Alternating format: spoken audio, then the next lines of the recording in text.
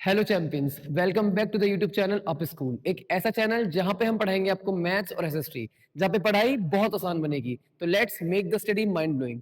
तो पिछली वीडियो में आपने देखा कि हमने रियल नंबर के बारे में समझा, और इस वीडियो में आज हम एचसीएफ और एलसीएम के बारे में समझेंगे। लेकिन अभी तक अगर आपने पहला वाला पार्ट नहीं देखा है तो जाइए उस पहले पार्ट को पहले देखिए, जिससे हम इस वाली वीडियो को इजीली समझ सकते हैं। तो आज हम एक ऐसा टॉपिक स्टार्ट करेंगे जिसमें आपकी प्रेजेंस बहुत जरूरी है। मतलब आपको चीजों को समझना होगा, फील करना होगा, ना इन्वॉल्व होना होगा पढ़ाई में।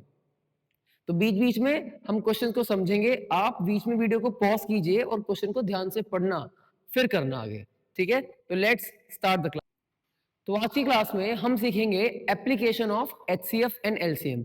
एचसीएफ और एलसीएम हमने लास्ट क्लास में सीखे थे, आप फर्स्ट पार्ट को देख सकते हैं। आज की क्लास में हम जानेंगे application of HCF and LCM. हालांकि रीजन क्या है, क्यों पढ़ते हैं, एचसीएफ एलसीएम का फायदा क्या है, तो क्या हम उसके यूज कर सकते हैं, आज वो सीखेंगे।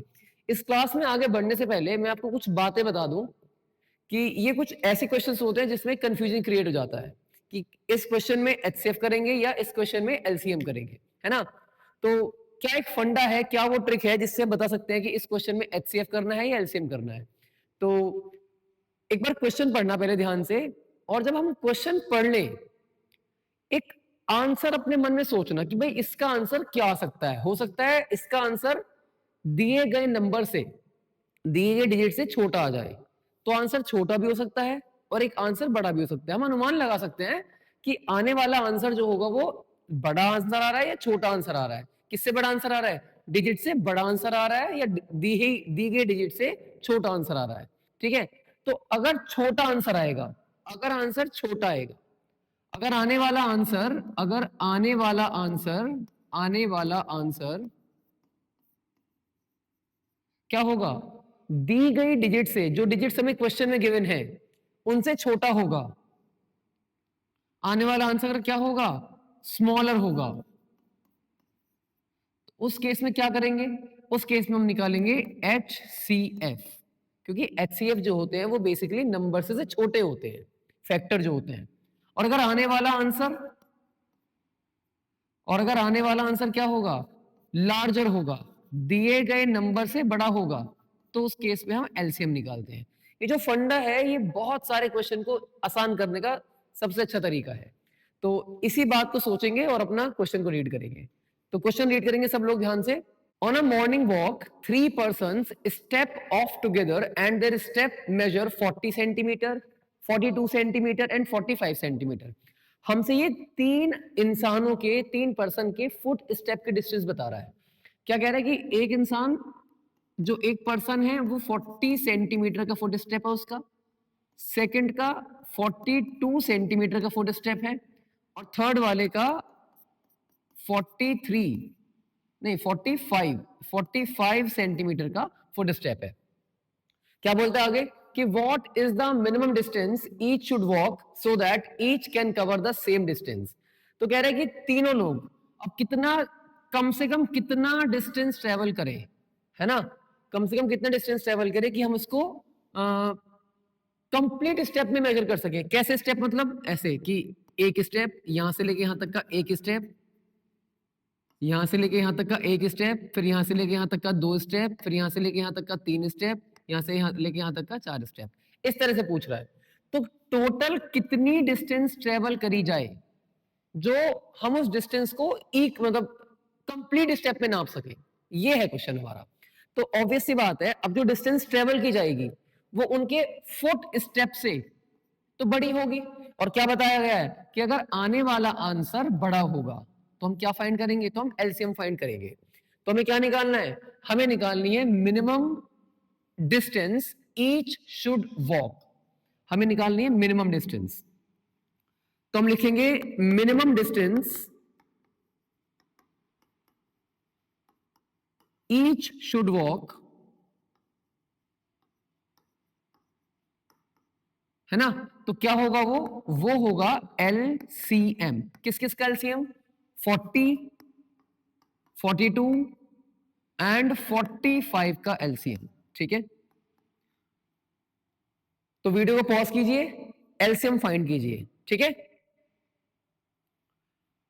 अगर अब मैं आंसर निकाल के समझाऊं आपको, तो सबसे पहले हम 40 के फैक्टर करेंगे। तो 2 से गया 20, ये तो छोटे बच्चों वाले काम है बिल्कुल। ये 5 और यहां आ जाएगा 5 और ये आ जाएगा 1। ऐसे हम 42 के करेंगे फैक्टर्स। यहां जाएगा 2, 21, फिर 3 से जाएगा 7, 7 से जाएगा 1। इन कैलकुलेशन को खुद करना है, वीडियो को पॉज कीजिए और फिर करिए। 5 से जाएगा 3 टाइम्स और 3 से जाएगा ये 1 टाइम। इस तरह से हमने कर दिया। क्या क्या आ गए? तो हमारे पास जो 40 के फैक्टर्स आए हैं वो आए हैं 2 की पावर 3 इंटू 5। ठीक है। 42 के फैक्टर्स क्या आए हैं? 2 की पावर 1, 3 की पावर 1 एंड 7 की पावर 1। 45 के फैक्टर्स क्या आए हैं? 3 की पावर 2 इंटू 5 की पावर 1। और बेटा एलसीएम निकालने के लिए आपको बताया था मैंने कि एलसीएम कैसे निकाला जाता है, कि जितने भी हमारे प्राइम फैक्टर्स है कौन कौन है। एक तो 2 आ रहा है सब में, तो 2 लिखो। एक सब में 3 आ रहा है, 3 लिखो। एक सब में क्या आ रहा है? एक सब में 5 आ रहा है, 5 लिखो। और एक सब में 7 आ रहा है। इनकी हाईएस्ट पावर लिखो। तो 2 की हाईएस्ट पावर कितनी है? 3। 3 की हाईएस्ट पावर कितनी है? 2। 5 की हाईएस्ट पावर कितनी है? 1। और 7 की 1। इनकी मल्टीप्लाई कर लेंगे तो ये हो जाएगा 8, ये हो जाएगा हमारा 6, 9, ये 5 और ये 7। इन नंबर्स की मल्टीप्लाई करेंगे और जो भी आपका आंसर आएगा वही मिनिमम डिस्टेंस होगी। ठीक है। तो आई होप आपको ये कंसेप्ट समझ में आया हो। देखिए कंसेप्ट स्ट्रॉन्ग करना है, कैलकुलेशन तो खुद से करनी है। क्या स्ट्रॉन्ग करना है? हमें कंसेप्ट बिल्ड करना है। एग्जाम में कंसेप्ट सेम रहता है, क्वेश्चन चेंज हो सकता है बस।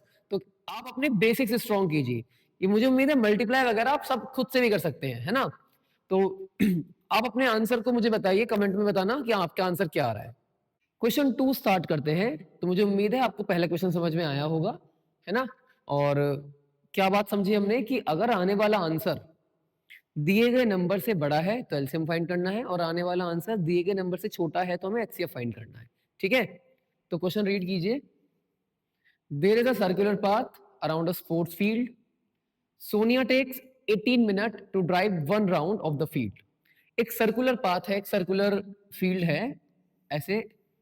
तो एक लड़की है जो सोनिया, उसको 18 मिनट लग रही है। सोनिया को लग रही है 18 मिनट्स इसका कंप्लीट एक चक्कर काटने में। मतलब एक चक्कर काटेगी 18 मिनट में, फिर दूसरा चक्कर काटेगी 36 हो जाएगा, थर्ड काटेगी, ऐसे आगे बढ़ता रहेगा। और जो रवि है, Ravi takes 12 minute for the same. जो रवि है उसको उसी ग्राउंड के चक्कर काटने में रवि को कितनी देर लग रही है? 12 मिनट्स लग रहे हैं। मीन्स रवि पहला राउंड लेगा 12 में, है ना। जब रवि पहला राउंड लेगा तो उसको 12 मिनट। अब जब सेकंड राउंड लेगा तो कितना टाइम हो चुका होगा? 24। थर्ड राउंड लेगा 36।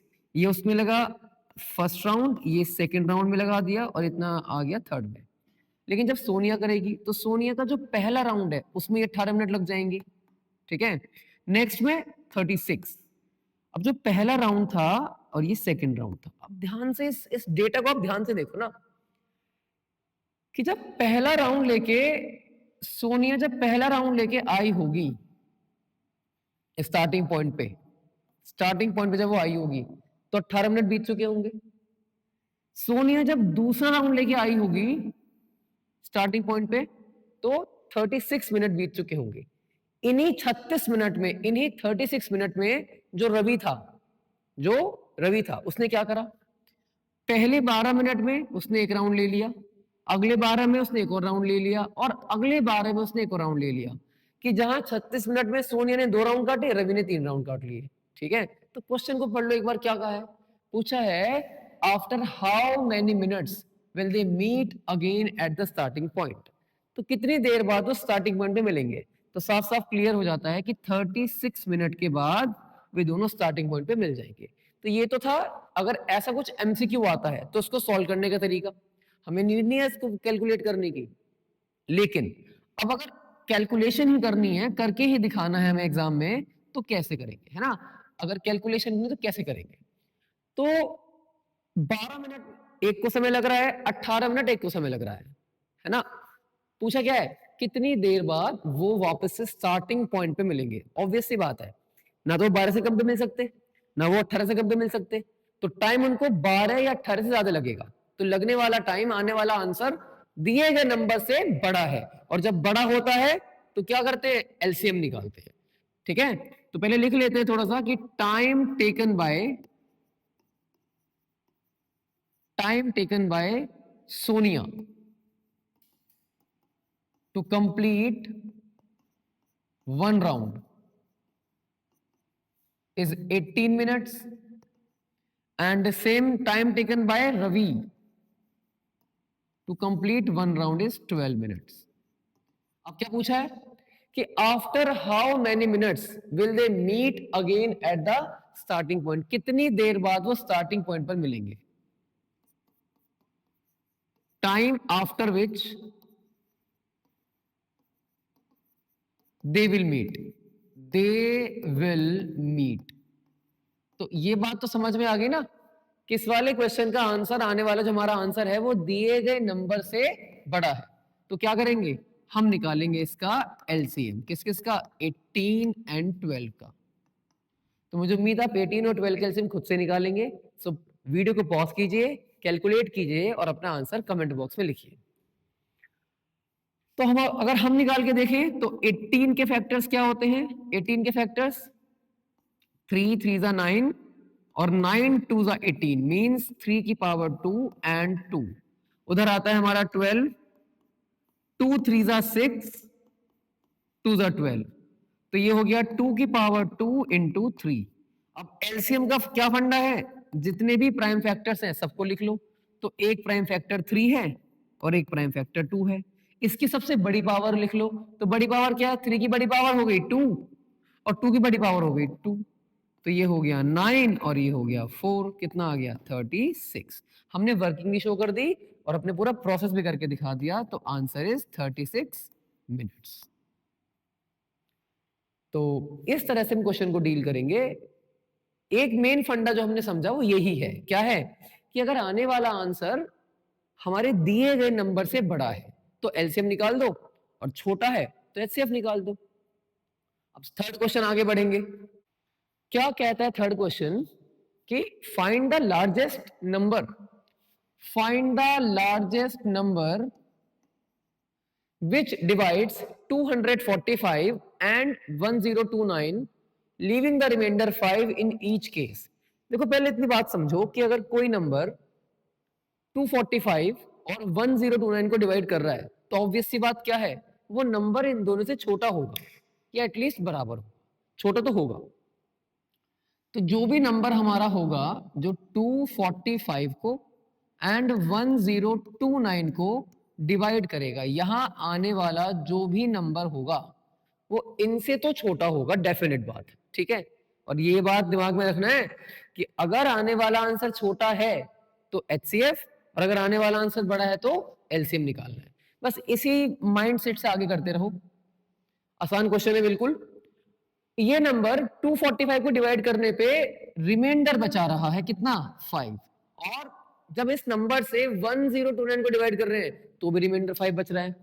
मतलब रिमाइंडर बचने का मतलब क्या है कि वो नंबर कंप्लीटली डिवाइड नहीं कर पा रहा, 5 एक्स्ट्रा है इस नंबर में, 5 एक्स्ट्रा। आ रही है बात समझ में, फील करो उस बात को बेटा कि एक नंबर से, माना मैं 2 से, एग्जांपल के लिए मैं 2 से 9 को डिवाइड कर रहा हूं, तो 2 9 को कंप्लीट डिवाइड नहीं कर पाएगा, 1 रिमाइंडर बच जाएगा, मतलब 1 एक्स्ट्रा है, 1 एक्स्ट्रा है। तो अगर 2 किसको डिवाइड कर पाएगा, अगर मैं 9 में से 1 को हटा दूं तो एक नंबर मिलेगा 8, तो 2 तो डिवाइड कर पाएगा इस 8 को। अगर मैं आपसे बात करूं इस क्वेश्चन की, तो ये जो भी हमारा नंबर है ये 245 को डिवाइड करके 5 रिमाइंडर बचा रहा है। क्या बचा रहा है, 5 रिमाइंडर, और यहां भी रिमाइंडर कितना बच रहा है, 5। तो ये नंबर कंप्लीट डिवाइड तो कर नहीं पा रहा, तो हमें एक ऐसा नंबर चाहिए जो कंप्लीट डिवाइड कर सके, किसको,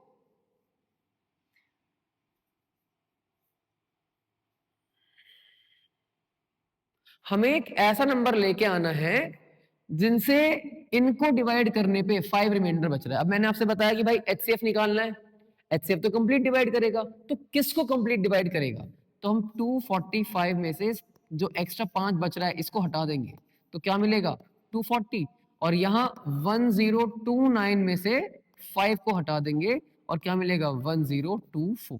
ठीक है, तो हमारा जो रिक्वायर्ड नंबर होगा, जो रिक्वायर्ड नंबर होगा वो कैसे निकालेंगे, वो निकालेंगे HCF से। किससे निकालेंगे, HCF से। किसके HCF निकालेंगे, 245 माइनस 5 एंड 1029 माइनस 5। क्या बनता है हमारा ये HCF इज इक्वल टू कितना, मतलब HCF किसका निकालना है 240 एंड 1024 का, इनका HCF निकालना है। तो देखो मैं तो आपसे यही कहूंगा कि आप वीडियो को पॉज कीजिए और HCF खुद से निकालिए, जो भी आपका आंसर आएगा वही हमारा रिक्वायर्ड नंबर होगा। ठीक है, और बाकी जिसको भी HCF निकालना नहीं आता है वो भी सीखो कैसे निकालना है। तो सबसे पहले आपको 240 के प्राइम फैक्टर्स करने होंगे। तो अगर हम 240 के प्राइम फैक्टर्स करें तो 2 कितना आ जाएगा यहाँ पे 120, फिर ये 60, देन ये 30, 2 से जाएगा 15 बार, 5 5 1 है ना।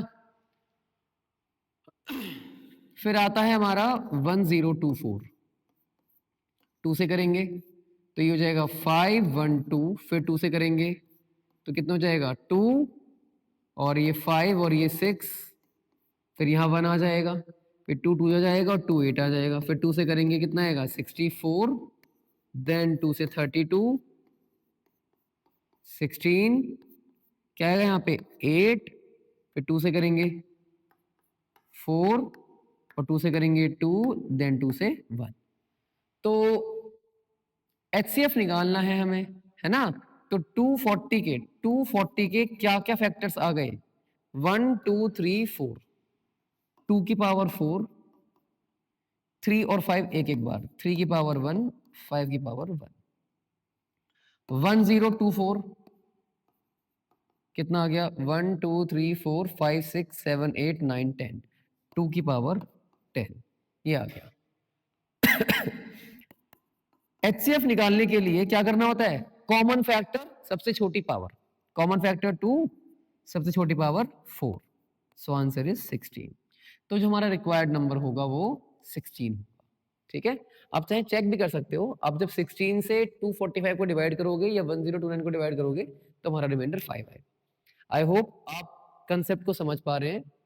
कंसेप्ट स्ट्रांग होने चाहिए बिल्कुल, चाहे क्वेश्चन बदल भी जाएगा लेकिन आपकी नींव मजबूत होगी, है ना। तो नींव मजबूत करनी है हमें अपनी। ठीक है बेटा, आगे बढ़ेंगे अगले क्वेश्चन के लिए। क्वेश्चन 5 की तरफ बढ़ते हैं, है ना। क्या है क्वेश्चन 5? अच्छा ये तो बहुत आसान सवाल है। क्या कहता है कि explain why this and this. कोई दो नंबर दिए गए आपको, ऐसा खोल खाल के नंबर दे रखे हैं आपको इसमें, और क्या बोला है प्रूव कर दो, दिखा दो, बता दो कि कंपोजिट नंबर है। अब कंपोजिट और प्राइम ये क्या होते हैं, एक बेसिक सा हम जान लेते हैं। हालांकि छोटी क्लास में सब पढ़ लेते हैं कि कंपोजिट प्राइम क्या होते हैं, लेकिन फिर भी सुनते हैं कि prime numbers, prime and composite, prime and composite number क्या होते हैं। देखो कुछ नंबर ऐसे होते हैं जो खुद के टेबल में आते हैं, जो केवल 1 से कट सकते हैं, 1 से सब कटते हैं, 1 से सब कटते कटते हैं, जो अपने आप के टेबल में आते हैं। कुछ ऐसे नंबर जैसे 2 3 5 7 11 है ना, ये ऐसे नंबर जो केवल अपने आप के टेबल में आते हैं तो उनको प्राइम कहते हैं। और जो औरों के टेबल में भी आते हैं जिनको आप और नंबर से भी डिवाइड कर सकते हो, जैसे 4 को डिवाइड कर सकते हो, 6 को डिवाइड कर सकते हो 2 3 से, तो उन नंबर को कंपोजिट नंबर कहते हैं। ठीक है, अब जो प्राइम नंबर है उसके दो फैक्टर्स होते हैं, बस केवल दो फैक्टर, ओनली दो फैक्टर। कौन कौन से? एक तो वन, वन तो यूनिवर्सल फैक्टर है, वन तो सबका फैक्टर है, और एक खुद नंबर, नंबर इटसेल्फ, एक खुद नंबर ही है इसका फैक्टर। और एक होता है कंपोजिट नंबर जिनके फैक्टर मोर देन 2 होते हैं, मोर देन 2 फैक्टर्स, दो से ज्यादा फैक्टर्स। एक तो 1 हो गया, एक खुद नंबर हो गया फैक्टर, नंबर इटसेल्फ। अब इनके अलावा और भी फैक्टर्स, एंड सो ऑन। और भी फैक्टर्स अगर हैं तो वो कंपोजिट नंबर होता है। अब इनको प्रूव करने के लिए हम यही दिखाएंगे कि 1 और नंबर के अलावा भी और फैक्टर्स हैं, इसलिए कंपोजिट नंबर्स हैं। तो क्या है हमारा नंबर? 7 into 11 into 13 plus 13। कैसे सॉल्व करेंगे इसको? आप 13 कॉमन ले सकते हैं दोनों में से, तो यहां बचेगा 7, यहां आएगा 11, यहां 13 के प्लेस पे 1 आ जाएगा और यहां 13 पे भी 1 आ जाएगा। तो क्या मिलेगा? 13 और ये हो गया हमारा 77 प्लस 1, तो हमें मिला 13 इंटू 78। तो ये जो हमें नंबर दिया गया था, ये जो हमें नंबर दिया गया था, इस नंबर के हमने एक फैक्टर ये निकाला, एक फैक्टर ये निकाला, इनके अलावा 1 भी इसका फैक्टर होगा और खुद नंबर भी इसका फैक्टर होगा। तो मोर देन 2 फैक्टर्स हो गए, 4 फैक्टर्स हमने गिन लिए, तो मोर देन 2 फैक्टर्स हो गए। तो हम क्या लिख सकते हैं कि since the given number has more than 2 factors. Therefore, 7 into 11 into 13 plus 13 is a composite number. Composite number. तो कंपोजिट तो प्रूव हो गया और इतना ही करके आपको पेपर में 2 नंबर पूरे मिल जाएंगे। ऑलमोस्ट 2 नंबर की क्वेश्चन ही आ जाता है। अब आता है ये वाला कि 7 6 5 4 3 2 1 प्लस 5। तो यहां भी आपको इसी वाले प्रोसेस को फॉलो करना है और अपना आंसर लेके आना है। आप इस वाले पार्ट का सॉल्यूशन हमारी ऐप पर अपलोड कीजिए, मैं देखूंगा कि आप कैसे अटेम्प्ट कर रहे हैं क्वेश्चन को। ठीक है, आपका एक भी नंबर नहीं कटना चाहिए, यही हमारी प्रायोरिटी है। नॉलेज तो नॉलेज मिले ही मिले, साथ में आप मार्क्स भी अच्छे गेन कीजिए। तो मुझे उम्मीद है आपको आज की बताई गई सारी बातें क्लियर हूं। ठीक है, और अगर आपको वीडियोस अच्छी लग रही हैं, समझ में आ रहा है सब कुछ, तो हमारे चैनल को लाइक करो, सब्सक्राइब करो, है ना। वीडियोस को अपने क्लासमेट्स के साथ शेयर भी करो। ठीक है, और अगर आपको कोई टॉपिक ऐसा लगता है पर्टिकुलरली कि भाई ये टॉपिक हमें कम समझ में आता है या ये टॉपिक हार्ड है, तो आप कमेंट बॉक्स में जरूर बताइए कि किस टॉपिक पे आप वीडियोस चाहते हैं, तो हम उस टॉपिक पे पहले वीडियो बना देंगे आपके लिए, है ना। तो पढ़ते रहिए, देखते रहिए, हमारे चैनल पे अपना बने रहिए, बताते रहिए कि क्या अच्छा लग रहा है, क्या खराब लग रहा है। Thank you. अरे रुको रुको रुको बेटा, आज का तो होमवर्क देने से रह गए। तो आज का मैंने आपके लिए होमवर्क रख रखा है। ये कुछ क्वेश्चंस हैं जो टॉपिक हमने आज डिस्कस करे हैं, उन्हीं से रिलेटेड ये कुछ क्वेश्चन दिए गए हैं। इनको सॉल्व कीजिए, अपने आंसर को कमेंट कीजिए, इनका सॉल्यूशन हमारी ऐप में अपलोड कीजिए। अगर ऐसे कुछ क्वेश्चन आपको और करने हैं तो हमारी आप स्कूल नाम की ऐप को इंस्टॉल कीजिए, है ना। उस पे हमने पूरा असाइनमेंट अपलोड कर रखा है। आपको इस चैप्टर के या और चैप्टर के एसएसटी के भी आपको क्वेश्चंस मिल सकते हैं। ठीक है, तो आज की क्लास यही खत्म होती है। खुश रहिए और पढ़ते रहिए।